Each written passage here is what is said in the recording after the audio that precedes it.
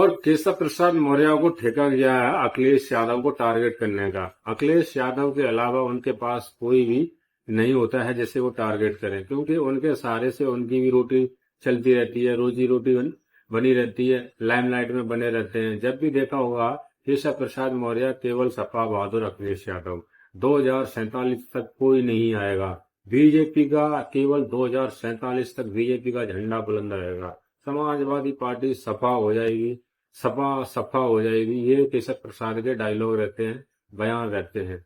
कभी भी देखेंगे केशव प्रसाद मौर्य समाजवादी पार्टी और अखिलेश यादव को उन्हीं से अपनी रोजी रोटी चला रहे हैं। जब खुद भी अपनी सीट हार गए हैं, लेकिन 2047 का ठेका ले रहे हैं। अब होने वाले चुनाव में भी नहीं जीत पाएंगे।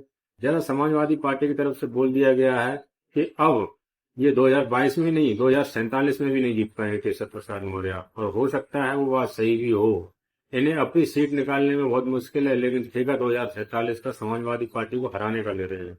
और अखिलेश यादव एक तरफ अपना काम करे जा रहे हैं, पीटीए के फॉर्मूले पर लगातार अपनी पार्टी को मजबूत करे जा रहे हैं, लगातार चुनाव जीतने की रणनीति बना रहे हैं।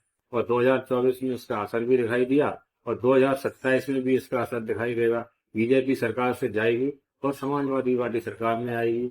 ये समाजवादी पार्टी के नेता कह रहे हैं। अब जनता का क्या है, जनता बताएगी चुनाव के समय में, चुनाव के दौरान, वोटिंग के समय पर। और जब रिजल्ट आएगा उसमें साफ क्लियर हो जाएगा।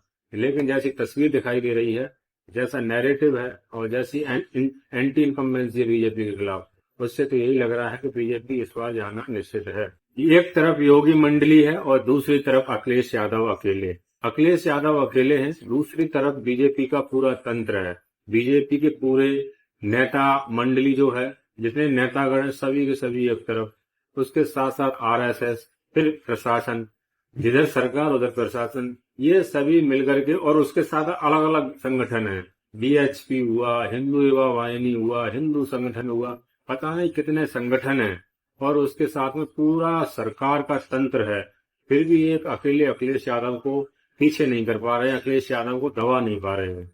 इसका मतलब क्या है, अखिलेश यादव के साथ जनता का पावर है, जनता उसके साथ है, जनता अखिलेश यादव के साथ है। क्योंकि जनता जिसके साथ होती है उसी का प्रशासन होता है, उसी का तंत्र होता है, उसी का सब कुछ होता है। वही उत्तर प्रदेश में हो रहा है। उत्तर प्रदेश में एक तरफ तो केशव प्रसाद मौर्य और योगी आदित्यनाथ में ठनी हुई है, उधर गुटबाजी है।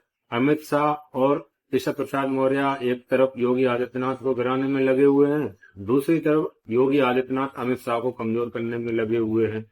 लेकिन ये आपस में लड़ रहे हैं। दूसरी तरफ अखिलेश यादव को देखा, आपने देखा होगा, अखिलेश यादव को केशव प्रसाद मौर्य टारगेट करते हैं।